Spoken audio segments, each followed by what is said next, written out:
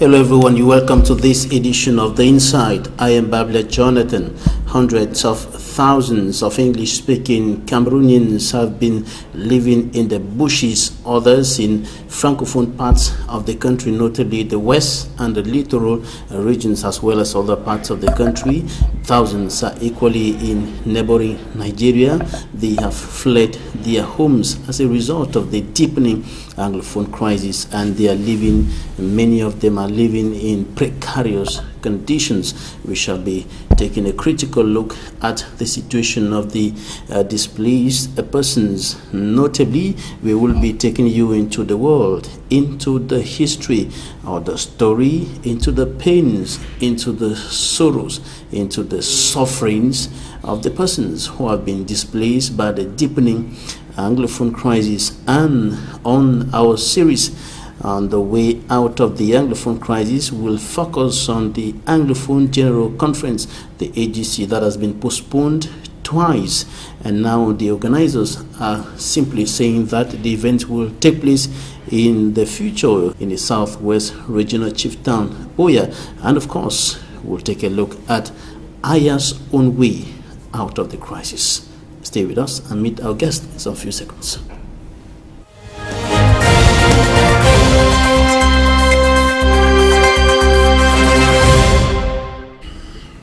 He has been to the bushes where thousands are now living, seeking refuge after they fled their homes as a result of persistent, constant and recurrent gun battles, violence, killings and abduction happening in the two Anglophone regions of the country.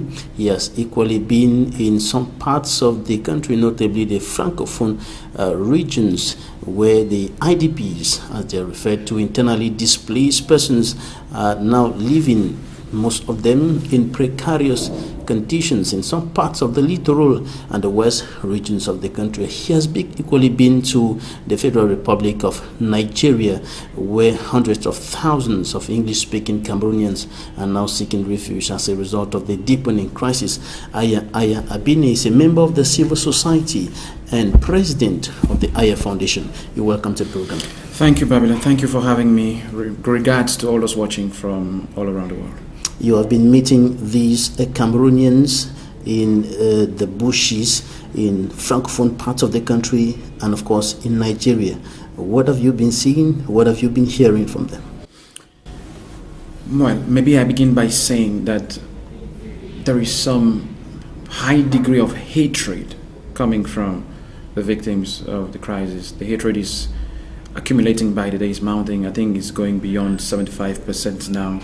Vis-a-vis the government, and the way it's going, it will take a miracle from heaven for there to be some sort of reconciliation or an appeasement in the coming years.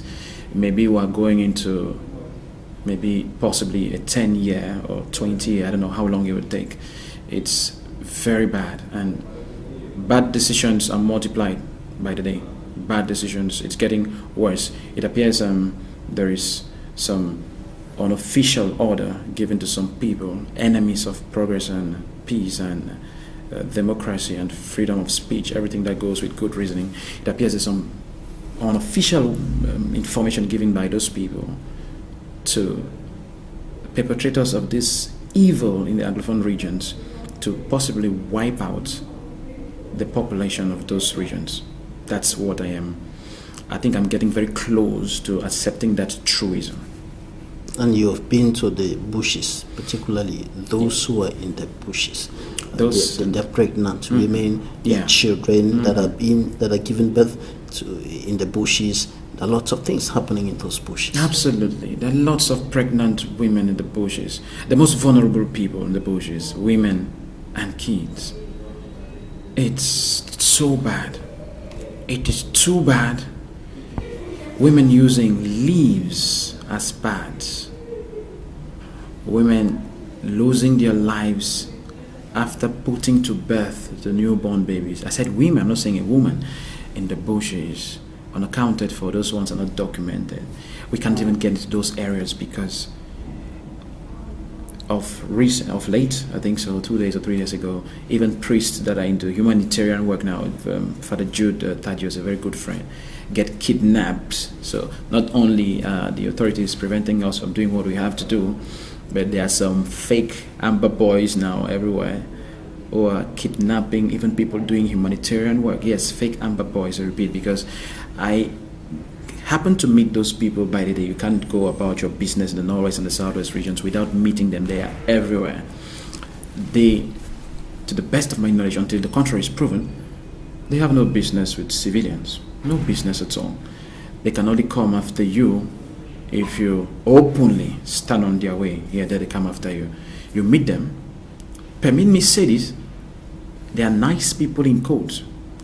Yeah, I put it in quotes because, you know, there are some people that are ready to jump on anything. You saw what they did to Mimi, don't you? Yeah, I put it in quotes.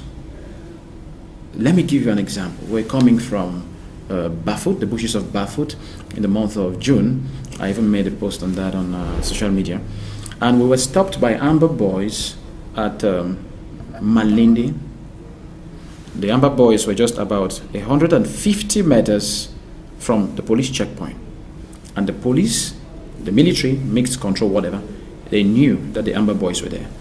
They knew. I'll tell you why I say so. They stopped traffic there for 2 hours 30 minutes. 2 hours 30 minutes. No car going left, no car going right. They told us to get out of the car, hold our phones, put them on the ground in front of us, and our ID cards will be coming for a routine check. Put it down, turn off the phones, nobody makes a call, just sit down. That one of theirs has been killed, and they have to give him a befitting burial before they let us go. Yeah, it's funny, but that's what's happening there. I say the police, the military, whatever, they knew they were there. I'll tell you why. 2 hours, 30 minutes. So after they finished their everything they were doing, they came and told us to stand up. No, before then, there was a lot of tension there. It's scary. There's a lot of tension there. Practically functioning like the National Armed Forces. Yes, of course. I said this, the military know that. It's now that there is some kind of, it appears there is, as I said, an official order that everything that is moving in some region, in some particular areas, like Kumbo, and a little bit of Bengui, Bafut, Isu, Wumde, all that area is becoming like what's been happening in the southwest region for a long time now. So they told us they told us there was a lot of tension. They told us, no tension. We are not here we don't have any business with you. We have no business with you. You know with whom we have business. There was tension to some kind of level that they had to go into their coffers and pulled out whiskey and gave us to drink. I said they pulled out whiskey. There were a lot of witnesses there. In my team, some IDPs were taken back to Boya. A lot of witnesses there. They pulled out whiskey and gave us to drink and relax. Nobody makes a call. Nobody touches the phone. So when they were through with their burial, they came and they told us to stand up. Everybody pick up your phone. And they asked us 5 times, does everybody has his phone? Anybody without his phone? Nobody. So I said, okay, everybody has his phone. Don't go to town and say amber boys steal people's phones. ID card, okay? We said, no, everybody. There was one that was stationed directly in front of me. He surely knew me. So I said, okay, you guys go, God bless you. They said, God bless you people. And we left. There was a lot of tension. People were running for their lives. And when we got to the police checkpoint, I say 150 meters. We drove just for about a minute, 90 seconds. One woman walked up to the police. She was very annoyed because they gave her a good slap. She came there and she spoke French. I'm recounting a story. I'm not making she spoke French. They gave her a good slap. They don't want to hear that language. So she came there and she said, so you people knew that those people were there, you were holding up. Because when she was coming, when we were coming, the military, they were laughing. They told us, okay, since you people are cooperating with the amber boys, it's good that they give you a taste of your medicine. So keep on cooperating with them. That's why she complained. Is that okay? So you people knew what's happening. They said, wait, but what do you want us to do? So they knew it. So that's what is happening there. It is the amber boys, the ones we meet, they go against the military. Which I'm not saying is a good thing to be killing people, both sides. They go against the military and not civilians. So those people doing the kidnappings are not, to the best of my knowledge, the ones I meet on a day-by-day basis when I go around the humanitarian work. So that's what is happening in North and Southwest region. It's becoming difficult even for humanitarians to do their work. And you were coming from the bushes to meet some displaced persons. Yes, on Thursday, on Wednesday and Tuesday we at Loom. At Loom, You see, we were called by the... Yeah, before we come to that... Okay, before we come to Loam. The bushes, I'm particularly interested about those who are in the bushes, because their condition is more pathetic. It's terrible. More pathetic because of the they environment. Don't even get, the environment. No shelter. No shelter and nothing at all. And the number seems to be increasing by the day, and the situation becoming worse by the day. Yes. We should have at least 200,000 people in the bushes throughout the north and the south zones. It should be at least 200,000 people. We got into one particular bush along the, I won't be very specific, somewhere in the southern zone, and we met a settlement. We were thinking, because we have been given a number of 300 people, we were thinking we'd go and meet just about 300, 400 people. We met a settlement. What do I mean by settlement? There is a small toy school, I can call it that way. We're encouraging students to be learning there. Small toy school. The Amber Boys forbade us from taking any images, no pictures, nothing. They didn't want any. They don't want to endanger the lives of people there. So we met a small school. We met 3 markets. We still met the tents we had built there. 2 tents, 2 different angles. We met some sort of an infirmary there, some medicines and so on. We even gave them some medicines to take care of the kids who have malaria in particular. There was a whole settlement there. If there were no people in that small area, just about, I don't know, maybe I should say 2 hectares. Yeah, if there were no people there were possibly about 2,000 people. So we got really frustrated by the fact that, and promised to come back immediately. 2,000 people? At least 2,000 people. We got so frustrated, we looked at the crowd and they have no pipe-borne water. They are drinking from the trees or from some dirty sources, or they run down to the streams. People are washing up upstairs, people are defecating in the middle, and they are carrying water here and drinking. So the amount of deaths we have there from cholera and all those epidemics are even unaccounted for. Nobody's even talking about this one. We don't even know the figures. That's what is happening in the bushes. It is very bad. And if you get out of those bushes to come to town, when the military is moving, they shoot at anything that is moving. You heard what the Bishop of Manfred said some days ago. As we're coming into Cameroun, that's what they do.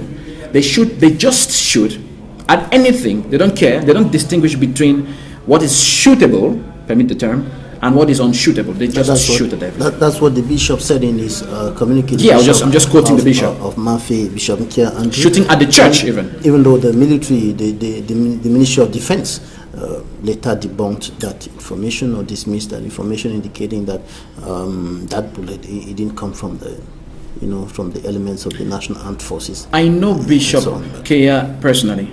I've known him for a very long time. He was a priest. He's the best priest I have come across regard to the gospel, the preaching of the gospel. He makes the gospel simple, practical. He doesn't read the Bible, and he makes it simple. How does it affect you today?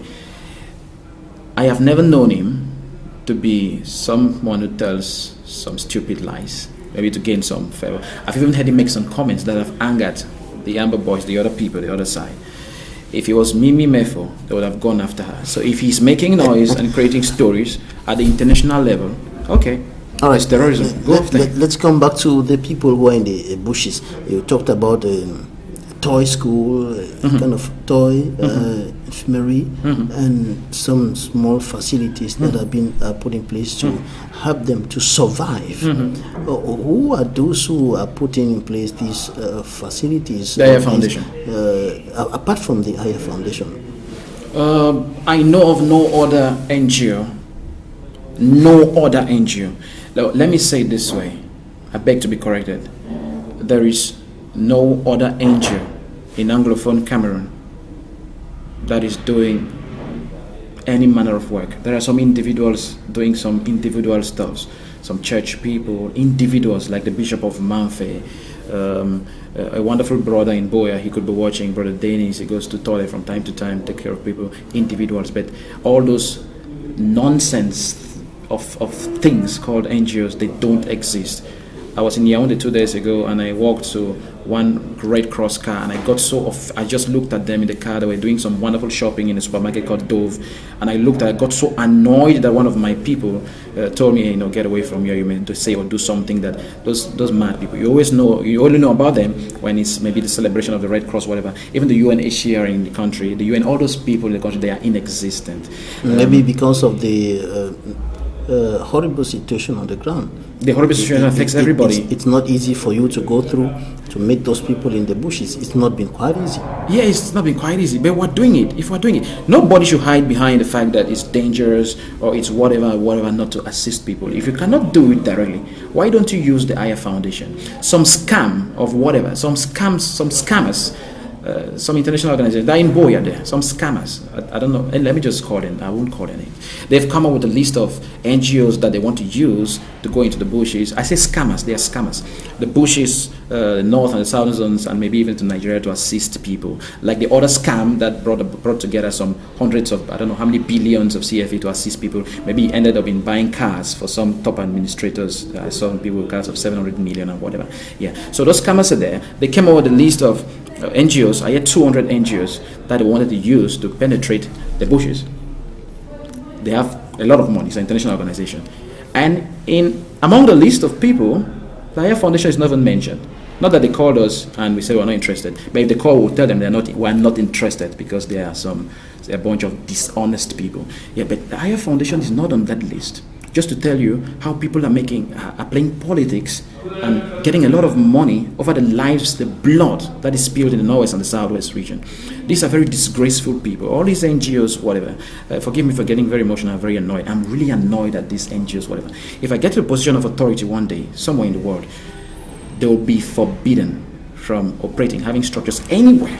Now, away from NGOs, have these people received some aid from government this far? What government? I just said some people came up with a scam. Those people in the bushes. Nothing. Not even a cube of soap. Not even a visit. Not even the bonbon for 10 francs. Not even a visit from the political chiefs. The chiefs are politicians. The political chiefs, the administrators, the so-called parliamentarians and councillors. What kind of country is this in which everybody's, I don't know. They're afraid of. Not even afraid. They're dishonest people.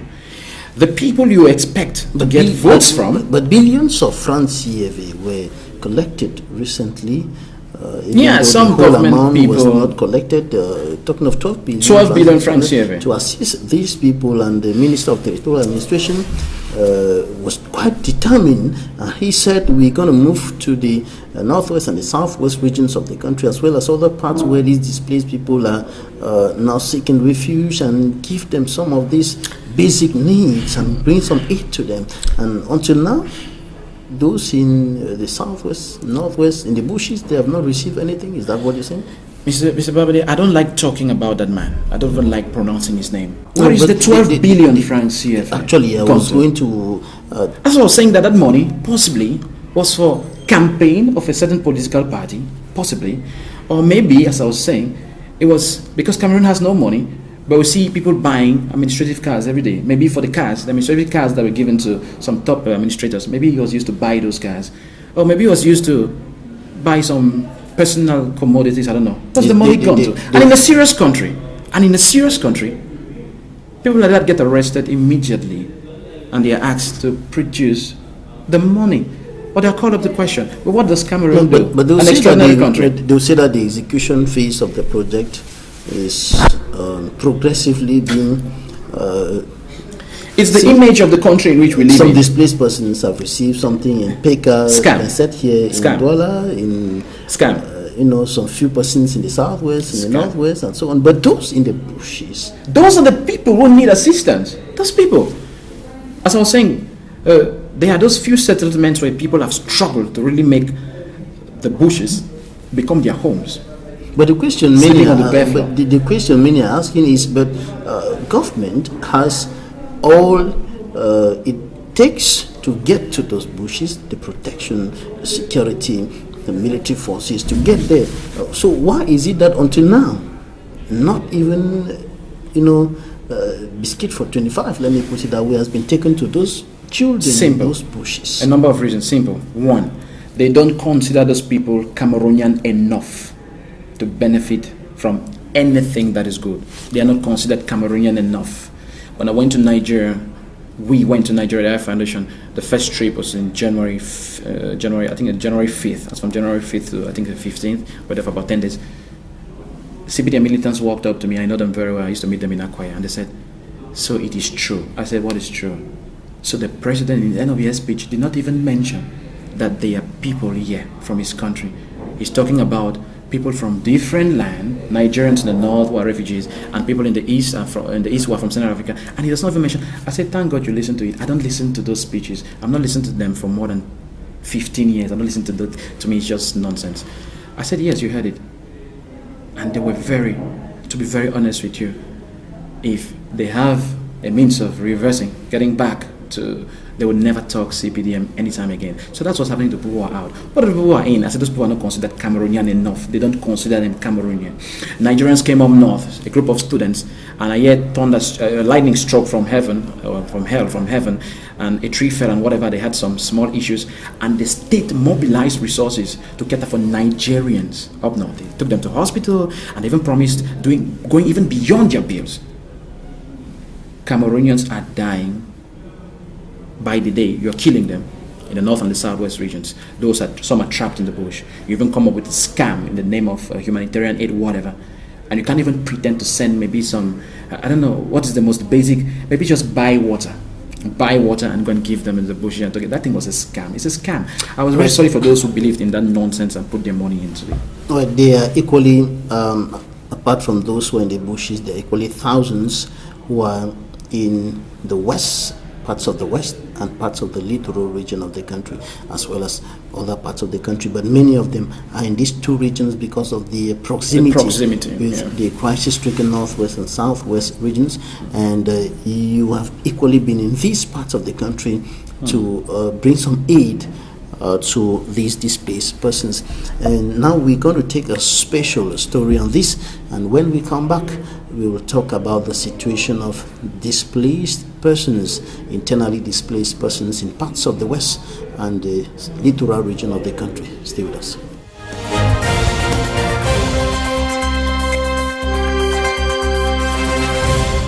Food insecurity is among the numerous problems characterizing the worsening Anglophone crisis in Cameroon.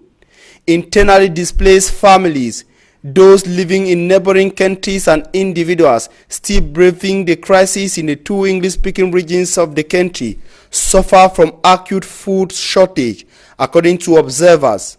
Farmlands have been abandoned and food stores destroyed as the crisis deepens.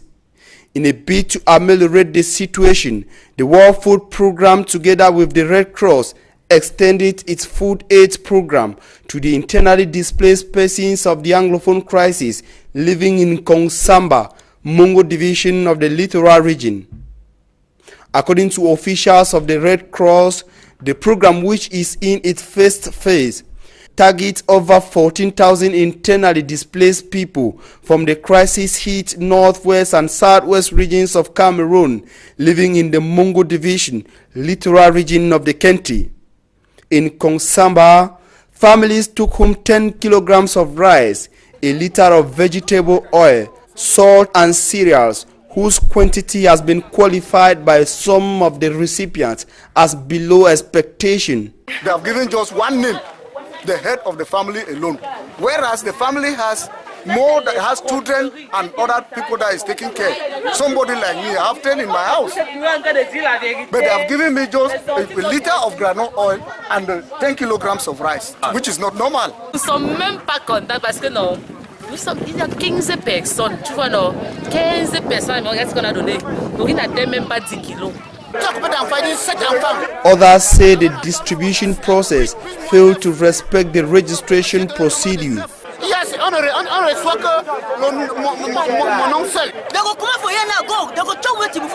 Some on their part went home empty-handed even after having been duly registered. Like Oliver Twist, some of the displaced persons thanked the World Food Programme and the Red Cross while calling on them to do more.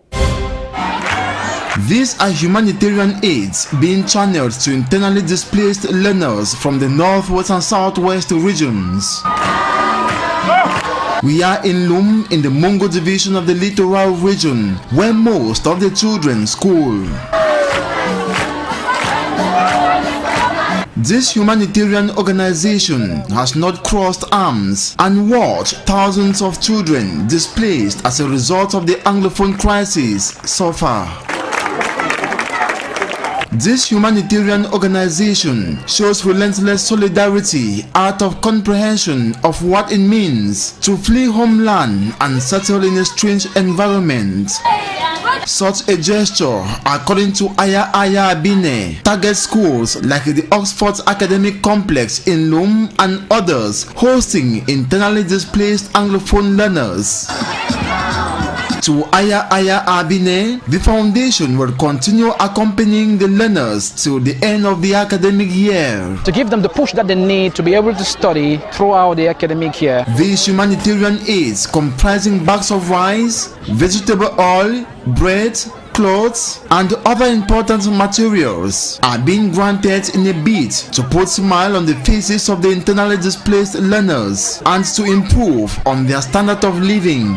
Some of the beneficiaries expressed gratitude to the humanitarian organization. Most of us here, we suffer a lot, and bringing these things here is him being so kind, and I pray that God should continue to bless him and bless him and bless him abundantly. And said the gesture will enable them feel satisfied, happy and comfortable like their Francophone brothers and sisters. They welcomed us as their own brothers and sisters, no discrimination, and for that I'm so grateful. Even though we have been welcomed here, it is not that we are very fine, but we really hope and wish to go back to our homeland. Some of their Francophone mates joined voices to theirs, demanding end to the Anglophone crisis by government for peace to return, such that the displaced will return to their homes. They also reiterated the love for Anglophones who are like their brothers, sisters and a family. They as well shunned marginalization. On ne fait pas de discrimination entre nous. Nous sommes seulement une anglophone et francophone.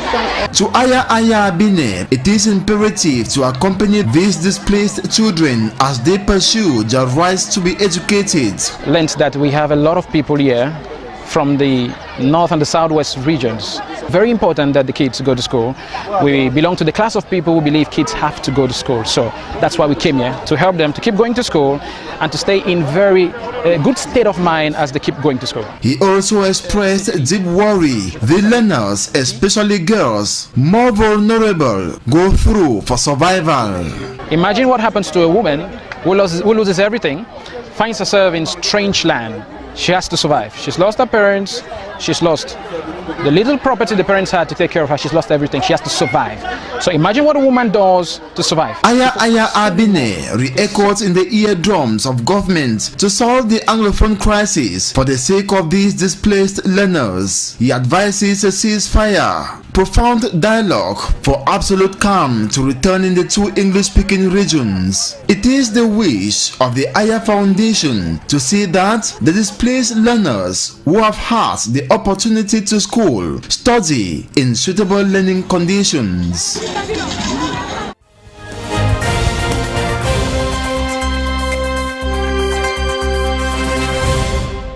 You're welcome back. You were recently in Lum, in the Mongo division, littoral region of the country, to bring some aid to students and pupils.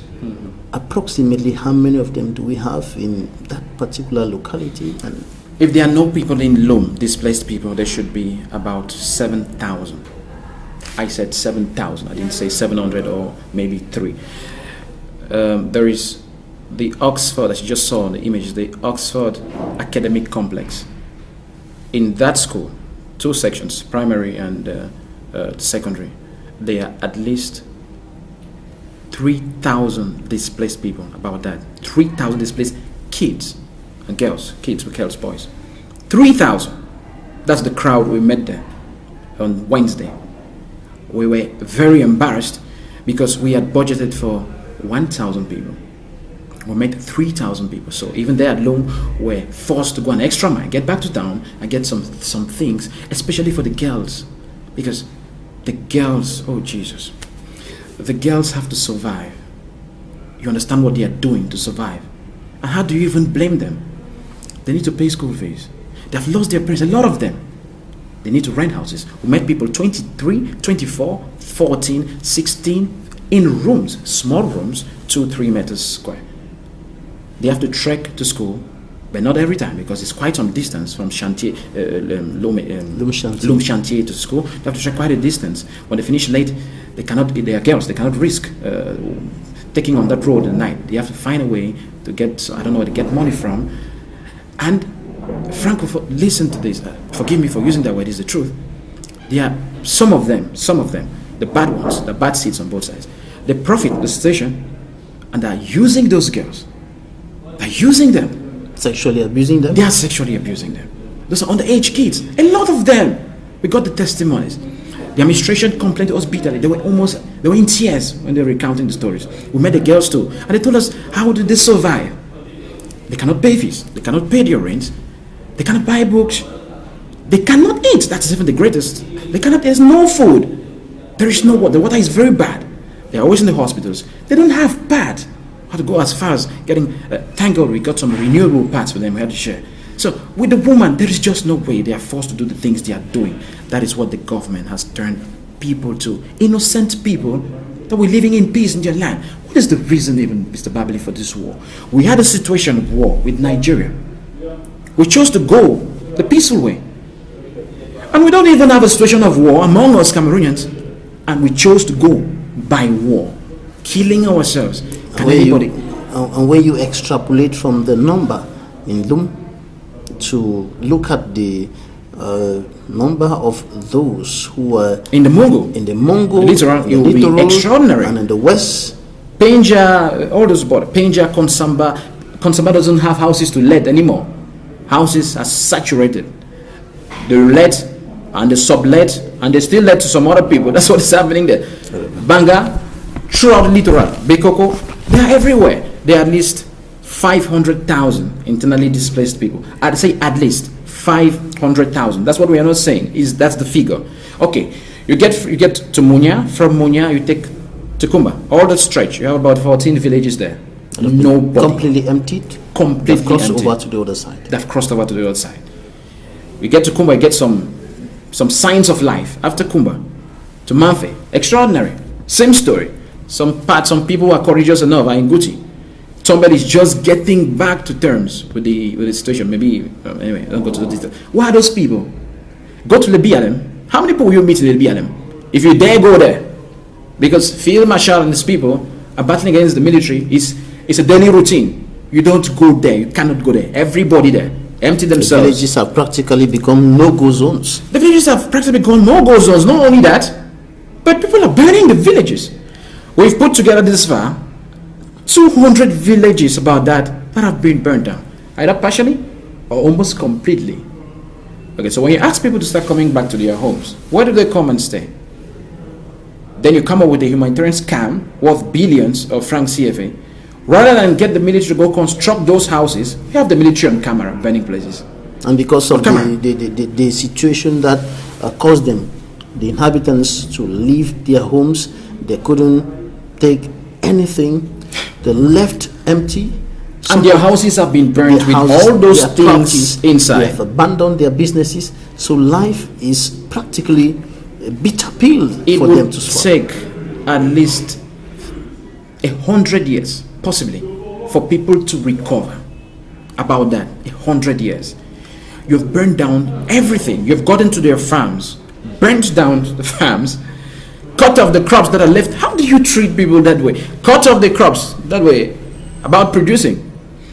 They've lost their ID cards. Sorry, they lost the ID cards, all the documents. Okay, for example, we have internally displaced persons at the orphanage in Boya, one of our orphanage. They cannot go to school. We cannot get them registered. We have to go through some process. And you cannot blame the authorities. They don't have ID cards. They don't have birth certificates. They don't have their report cards. And all of those have been burnt in their homes. And the question is, how are these people surviving without these things? How are they moving around? How are they managing to put food on the table on a daily basis? Mr. Babila, let me tell you something. I didn't want to say it. We got somewhere. We got to a certain place, certain bush, and we met a kid eating banana peelings, the peelings that you peel off the banana, you throw. And a kid picked it up and was eating. One of the members, one of my staff, a lady, just automatically burst into tears. That's how they are surviving in the bushes. The cockroaches that we're killing in our homes and throwing, they are eating them. The rats, they don't have a choice. You see, you need to go to the central prison, any of those prisons, we go there oftentimes. You see prisoners picking. You don't understand until you see those things. You see prisoners getting to the dustbin and picking our people that have been jailed for nothing, a lot of them, picking those peelings of plantains. Peelings from the dustbin and eating. You need to get to these situations where you need to survive, and you understand that everything is eatable. A child eating a cockroach, he just picks it up, burns it. We spend one night in one bush, burns it into the fire, warms it up, and he eats. I'm not talking of a beetle, I mean a cockroach. That's how people are surviving in the bushes. And they can't get out of those bushes. Their documents have been burnt. Get to a military post and you try to explain that, and you're in hell. We're going to take a look at what the newspapers reported this week. The press review by Fomi Armstrong. Sanda.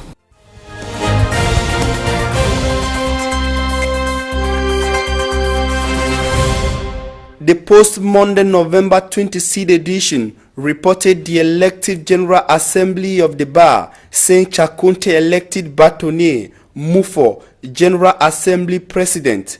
Eden newspaper said Bar elective General Assembly, Anglophone, Francophone share top positions. The Sun newspaper reported new faces at the bar. 6 Anglophone make entry into Bar Council. On the Anglophone crisis, the Medan newspaper reported return of nightlife, Bamenda prostitute, business owners hail Northwest governor. The Garden Post carried the Northwest-Southwest political divide, shouldn't Chief Senator Tabe Tando play mediator role. The Sun said Toomey rise to Amber Boys, armed forces. The Rambler questioned whether curfews, biking, ghost towns are solving insecurity. On the 2019 finance law, the Post-Weekender said government wages war on corruption, shoddy public contracts. In a related story, the Garden Post said Supreme State Audit Office steps up fight against corruption. Eden revealed 2019 state budget targets beer, okrika, cigarette for tax hike. The Horizon questions if more arrests to precede cabinet shake-up. The Info newspaper carried another question on who is fooling who in Cameroon's political tomfoolery.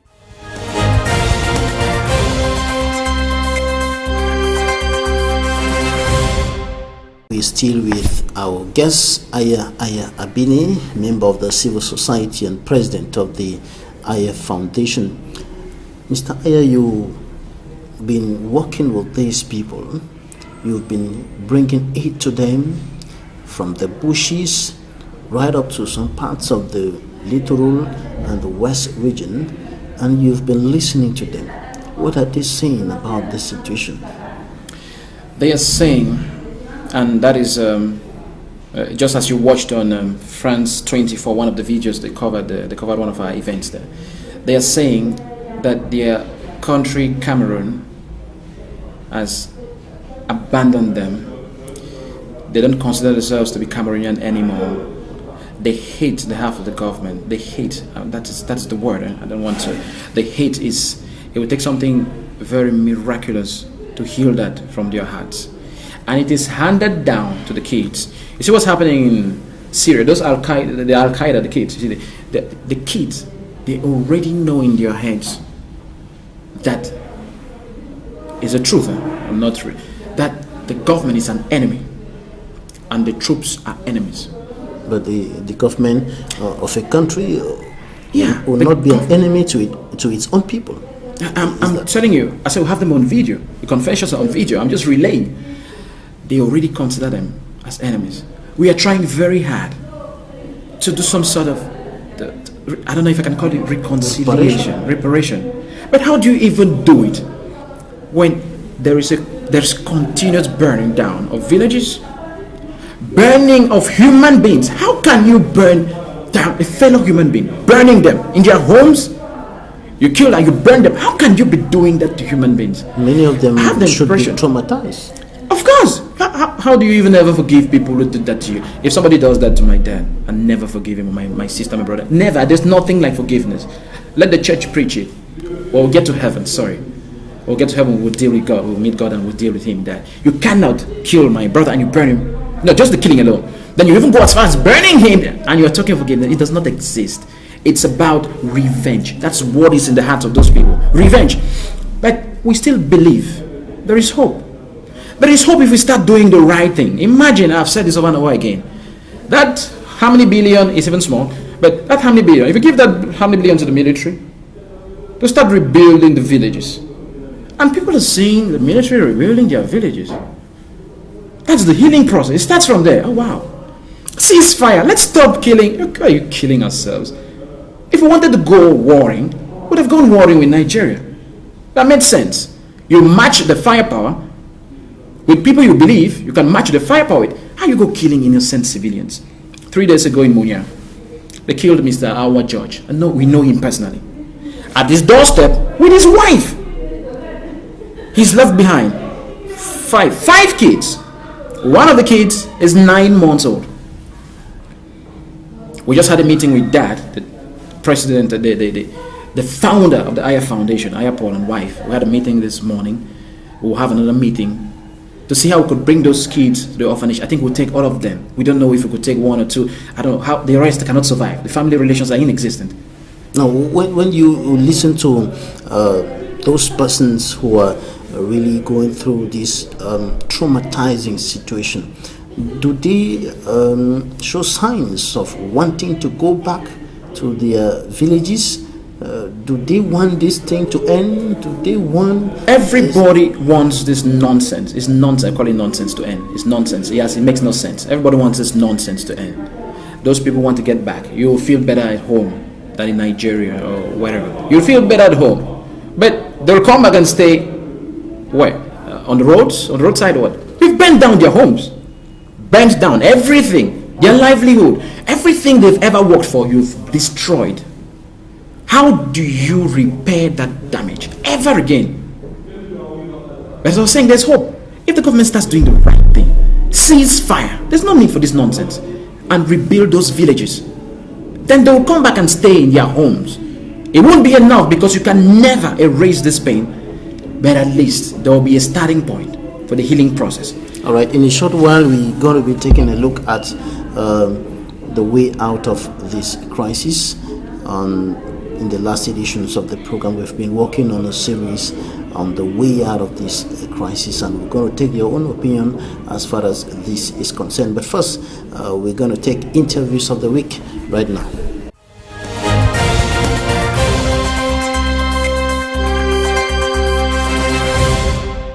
And we are here once more to remind him that the instructions he gave for our dues as ex-temporary workers of Chantier Naval to be paid are still pending up this moment. Since last year, he gave instructions 18 months today, 18 months ago.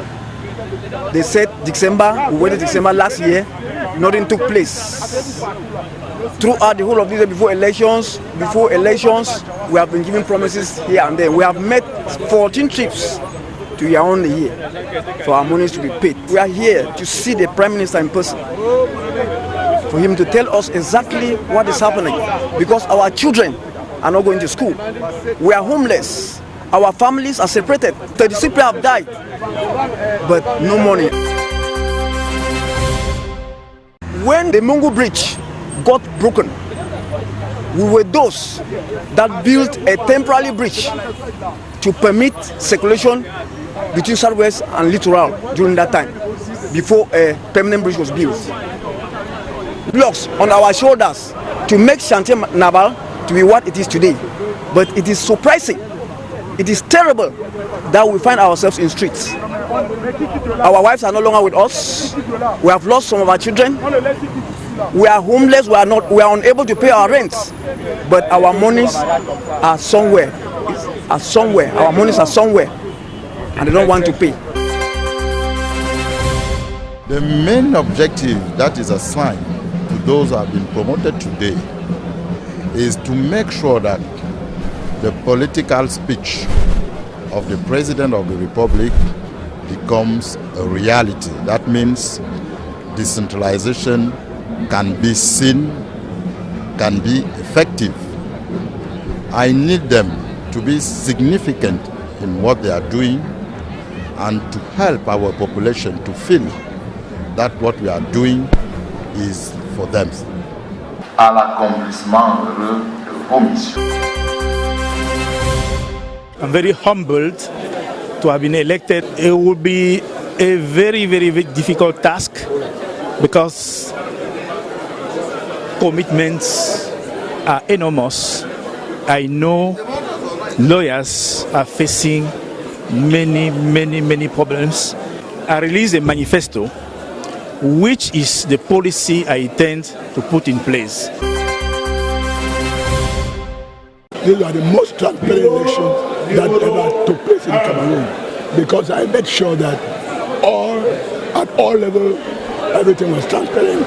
First thing, the introduction, and I want to have a single ballot. It exists nowhere in Cameroon, nowhere. And I made sure that all the powers of attorney were validated for that to reduce fraud. And thirdly, the transparent ballot box and many other things that I did, and I put people here and there to be vigilant, to watch out, to make sure that any attempt to fraud were brought back to me. The new bâtonnier should be ready to ensure that all the two legal systems, the two legal cultures are maintained, so that we can have a peaceful coexistence with the civil law and the common law in Cameroon. And the new bâtonnier to be able to be ready to act when a lawyer is involved in any problem.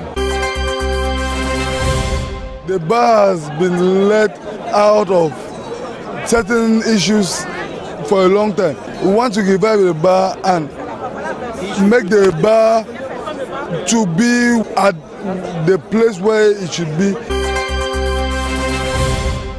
The bar should be the foremost organization that talks about human rights, that promotes human rights, that defends the citizens, that talks for the citizens. It is the voice of the voiceless, but it has not been that easy for the past 2 or 3 years, particularly with the Anglophone question. And so we think that the new bar president hopefully will embrace these issues and address them accordingly. The bar must be seen, always present and audible. Hopefully will embrace these issues and address them accordingly. The bar must be seen, always present and audible. Our profession is not because of the money. We can defend it. But the important thing is to know that without justice in any society, there's no society.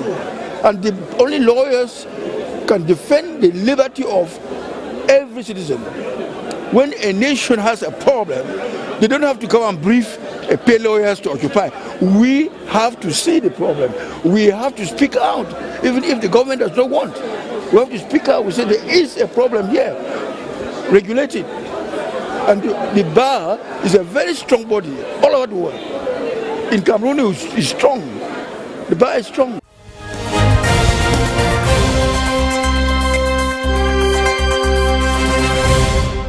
Welcome back. AYAH Abine, you've been closely following up developments, happenings as far as the Anglophone crisis is concerned, and certainly you know that the AGC, the Anglophone General Conference, has been postponed twice, and the organizers or the conveners, Christian Cardinal Tommy, Reverend Funky Samuel of the PCC, the imams of the Boya Central Mosque, and the civil society leaders, apart from Simon Munzo, Dr. Simon Munzo, who has stepped down as spokesperson of the AGC organizing committee, and announcing that the event will certainly take place, but at an unannounced date. Now, what do you think about this event that is seemingly postponed indefinitely? Difficult to take place, even though many have been seeing in it some hopes that a way could be found to go out of this crisis. Every initiative that can put an end to this stupidity in the north and the southwest regions should be welcomed. If this is one of them, it should be welcomed. We have some mixed feelings about it. Regardless of the fact that I have a lot of respect for some people, or a lot of people that are among the organizers, the Cardinal Tommy, a great man, the Right Reverend Eli Smith, a wonderful guy. I have a lot of respect for them. But how do you go talking, organizing, or trying to take control of something you have no control of? That's the question. Because before I get there, number one, you put some preconditions in good faith prior to the holding of the conference, release prisoners, ceasefire, and so on. And you ask government to respect, and they tell you immediately they are not respecting any of those nonsense stuffs. You've lost credibility even before you want to start, and you still want to go on with it. It doesn't make sense. I said it's a good initiative. It doesn't make sense. So one party is already telling you to have no time with that nonsense. The Ambazonians, the governing council, whatever, they said 5-day ghost town. And they too, by some divine inspiration, maybe some sign of good faith, they pulled back their ghost town. Yes, because giving the cardinal, they were saying that their president is Dr. Simon Munzo. Yes. And when he stepped down, they took off the... So even they want to return to normalcy. They pulled off their ghost towns just for the government to say we're not interested in that nonsense. Anyway, the government has not said it's not interested now, but it has not yet issued an authorization requested by the conveners, even though they know that human life, the law allows them to go. Human life is in place here, and the government is taking its time to issue an authorization. They don't want it, they don't care about it. As I told you before, those people are not considered very Cameroonian. Anything concerning them can wait. If it was something concerning the Francophone zone, immediately they will either to issue an authorization or whatever. So forget, they don't care. Coming back to my opinion about the churches, I will look at the camera. I will offend some Christians and some men of God. The churches have failed. The churches have failed big time, because the churches, when I talk about the churches, I'm putting together the mosques and all those people, the men of God, whatever. The churches have failed big time. The churches are politicizing that. Don't play with people's lives, possibly because you're expecting what the government gives them every year is what? How do they call it? There's a term to that. Subvention. You're expecting some yearly subventions or whatever. You don't need that. When the people are with you, you won't want subventions from the state. If the churches go by, say this Sunday, because their word has gone even beyond the words of the Bible. But the men of God have emphasized it have emphasized on this on several occasions that they are not a political organization. They have nothing to do with politics. They are just a religious. This is politics. This is politics they're getting into. If the churches say this Sunday for the imams, this Friday, all Christians around the globe, the national territory and even beyond, their word is power. Their word is even more powerful than Mr. Camto, the great guy who called for the Francophone to support the Anglophone victims of the crisis.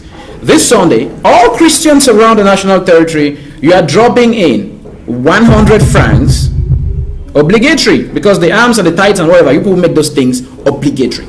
You are dropping in 100 francs into the coffers of whatever place, I don't know, what church, whatever, not the Air Foundation. Somebody should not say we want them to give us money. 100 francs.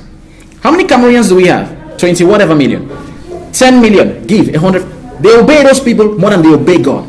10 million Cameroonians give 100 francs. We have what? 1 billion CFA. With 1 billion CFA, forget about the politics. Let the politicians in Yaoundé and the Ambazonian Governing Council abroad keep on doing the politics. But you are concerned about saving life. That is your mission. Saving the physical person and the spiritual person. If they put in 1 billion francs, it could even go up to 100 billions. You will take care of the victims of the crisis until such a time that the politicians will put an end to this nonsense. You could even relocate the population of the north and the southwest region to somewhere and take care of them very well until such a time this comes to an end. As long as the churches don't do that, and they can do it. If it comes to tithes and alms, they will do it and go beyond. There is one man of God in Yaoundé name with a bunk. In his church, as I said, you don't drop in francs, coins. You drop in notes. Think about the billions he's making there. What if he says one Sunday, alongside all those other church people, you do same, no coins, notes. People will give more than 500 francs.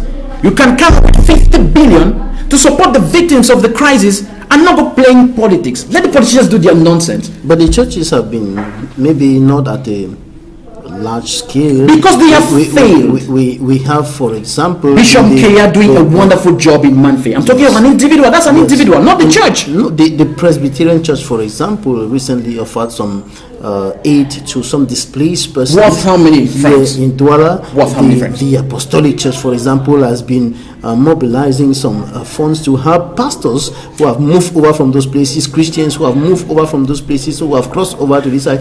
But probably they need to go a little further. That's what you say. What they are doing is 0.1% of what they can do. As I was telling you, when it comes to tithes and alms in church, there is no negotiation. Sacrifice one of those Sundays through the national territory. There are at least 15 million Cameroonians that consider your words, because they've turned spirituality into religion above even the word of God.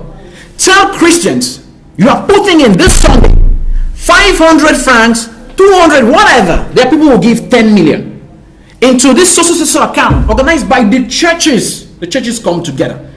With this money, a concerted action. A concerted action.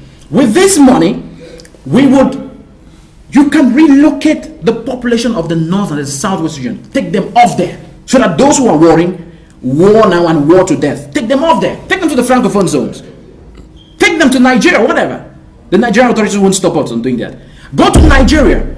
Create autonomous survival systems for those people, so that they start fishing for themselves. Set up factories for those refugees. Set up, I don't know, the women can do sewing machines or whatever, so that they survive until those who are warring can stop warring. The church can do that. In a nutshell, the church should come together. Let them come together. together. Should come together. Until the religious time, bodies should come together, yes, and make a strong and constitute a stronger force that can meet the needs of these people in the bushes and even out of the country. Absolutely. If the churches say we are going into the bushes tomorrow to do what we have to do, no gun would stop them from doing that. You don't. The military will kill everybody. They kill Kadena Tumi. They kill the Right Reverend Funky. They kill.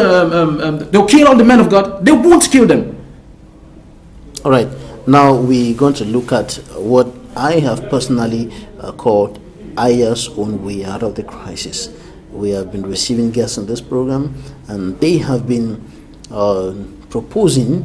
Bringing out their own strategies. Here is my way. Ways out of this crisis. Here is my way. Where is yours? The AGC would do nothing. They cannot control a situation they have no control of. The control is in the diaspora, the governing council, the Mac Barrettas, the Akoson Pauline, all those people. They know them. Those are the people in control. There is nobody on the ground that has any manner of control at the situation on the ground. So that conference is not even necessary, honestly.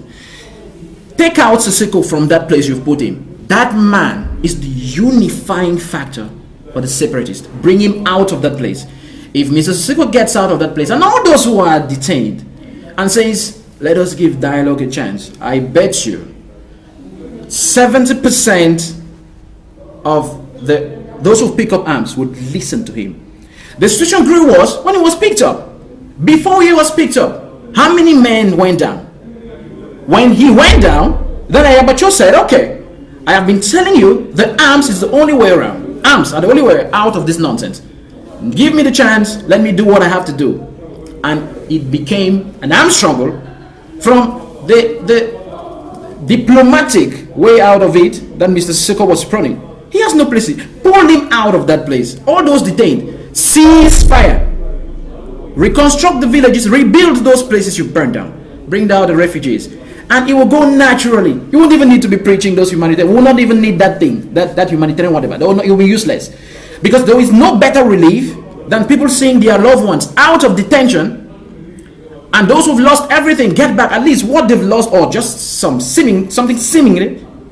And all those who are in Nigeria, my family's in Nigeria, they're dying there, back and from the bushes back into homeland. That is enough relief. Only then can we find a way out of the crisis. Everything we're doing is wasting time. We're fighting and killing ourselves. This thing will go on for 50 and 100 years. You cannot kill everybody. And even if you kill everybody, the storms would avenge for the blood that spills on them. The soil will get up and start fighting. And until now, those who are in Nigeria, they are still expecting government to do something concrete about their situation. They are not expecting anything again from the government. You heard them talk on video, have their testimonies. The testimonies at times are so violent. I bet you, if the government gets in there, it will be violent. They don't need them anymore. You see, there are people who've waited for a very long time, and they've understood that they are no more Cameroonians, so they're not expecting anything from the government. They love their fatherland, not the government. They expect the government should just use his money that is gotten for, I don't know, maybe buying administrative cars and buying personal property for themselves. Those people, no need going there. It's a waste of time. They've lost, they've failed, they've waited enough. They don't need anything from them anymore. And numbers have also been increasing as far as the persons who are crossing over to Nigeria. We have at least 75,000 people there now. At least 75,000 people there, struggling to survive. Living in precarious conditions as well. They're dying every day. The women are prostituting. The boys are begging on the streets. That's what they're doing to survive. And you're struggling to... yeah, we've been there 8 times this calendar year. To some of them. Yeah, we've been there 8 times. We're sending the kids to school already. Kids. There are over 2,000 that are schooling in Cross River. We want to stretch to Benue. They should go to school. We believe kids, their places in school, the places they have to study. That's where the kid belongs. Now, concerning those ones, what should be done about them? What should be done? What should government do because they are also part of the solution to the crisis? The government does not care about them. To be very honest, I shouldn't be giving advice to the government. They've given them enough advice. They don't care about them. I've told you, the government does not consider those people Cameroonian enough. It doesn't even consider them human beings. So to solve this problem, according to AYAH AYAH ABINE, cease fire. 1. 2. Pull out all those people from detention. Use Seseseko. You would need him. You don't have a choice. You need him. All these other people that the interim government, they don't have the charisma he has when he was there. Ayabacho and the other Equinoxe were shut down. Pull him out. You would need him. He would bring some calm, some level of calm to give dialogue a chance. All those people in the bushes, Nigeria, bring them back. And before you bring them back, rebuild their villages. You've burned their houses. Build their houses, bring them back. When you do that, as I was saying, peace will take a natural course. But the healing process will take about 100 years because those wounds, there are some wounds that will never be healed. Anytime ever. I remember Juliet. I don't know where she is now. Maybe she's joined the armed forces. I remember her picking the remains of Mami Abi, crying on those remains. I met her a number of times. She would never forgive those who did that to her. Never. All right. AYAH AYAH ABINE, member of the civil society, president of the AYAH Foundation. Thanks for coming. Thank you very much, Mr. Babel. Thanks for having me. Thanks, ladies and gentlemen, for staying with us. Take the appointment for next Sunday. Another edition will be coming up.